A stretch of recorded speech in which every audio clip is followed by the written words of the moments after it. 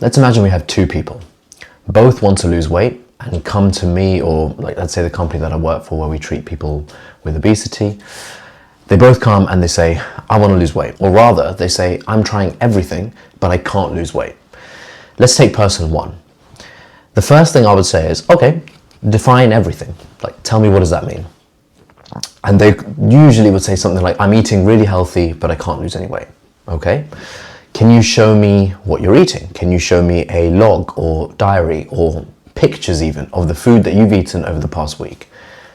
No, they haven't taken that. Okay. Can you remember what you ate? Yeah, a little bit of, I had this food, I had this chicken breast, I had salmon, I'm hungry all the time, so sometimes I have snacks in between. Snacks would be nuts. I sometimes eat in the evening after my last meal. I might have some yogurt, something along those lines. Okay, how much sleep do you get at night? I don't record how much I sleep. I don't. Roughly, I go to bed around 11 p.m. I wake up at 6 a.m. Okay. What's your weight?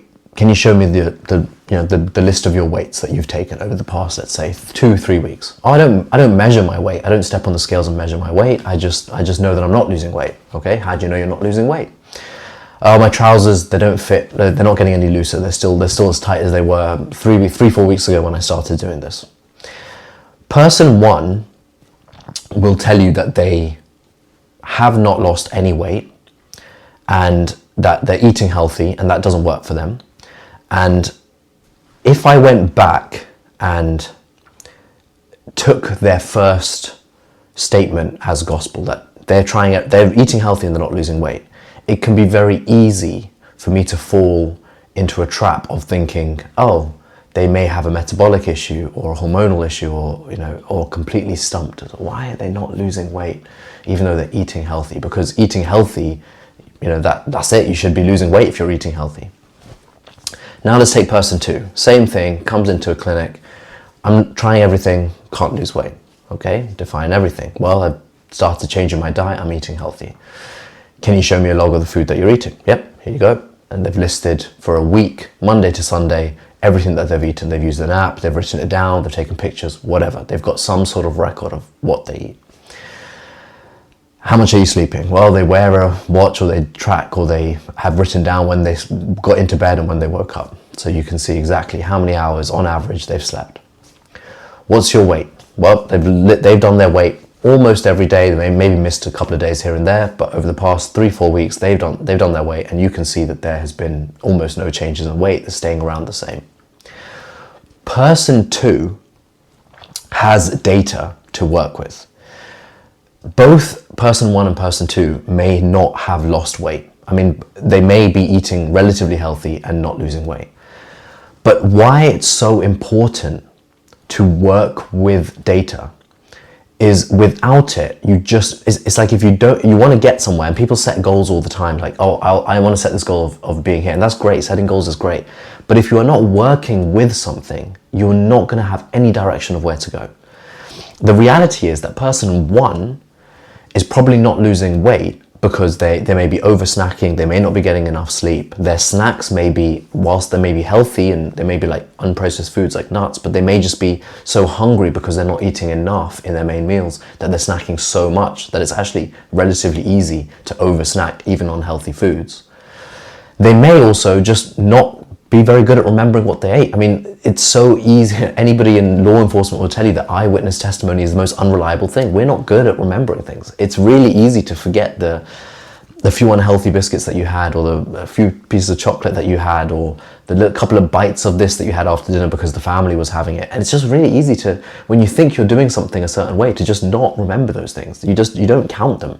And if you're just trying to recall what you ate, you will just generalize it and think, oh yeah, I'm eating healthy. If you just try and recall how much sleep you're going to get, you're going to generalize it and average it out. You're not going to think, oh, well, actually, yeah, you're not going to be able to work out trends to actually focus on what is it that I can actually work on to start losing weight.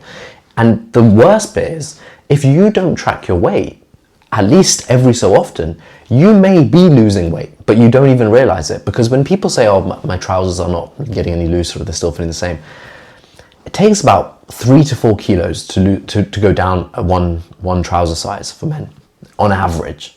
But there's a genetic predisposition to how we store and lose fat. So you could be losing in 3 weeks a couple of kilos, and that could have started coming from other areas. It may not necessarily be coming from your waist. And in fact, for most people, that's the last place it comes from anyway. That's the stubborn area.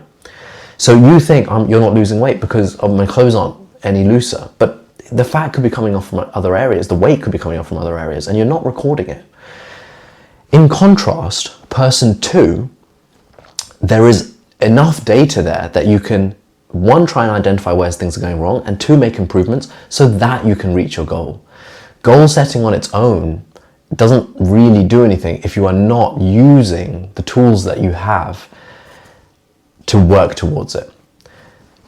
As an example, for person 2, if you can see every single thing they eat, you may be able to identify where they're going wrong just purely on that they're consuming maybe some high calorie dense foods, too much. And you may say, oh, let's substitute this for something low calorie dense and put that into your main meal, or let's move the snack after the main meal. It could be a number of things. You may also find trends like, oh, so I noticed that when you put the times that you slept and woke up, the days that you slept really late, the following day you seem to snack more. Because guess what, when we don't sleep that much, that's what we tend to do. We tend to overeat the following day. So a really simple trick is, let's just make that bedtime 1 hour earlier every single night for the next few weeks and see where that takes us.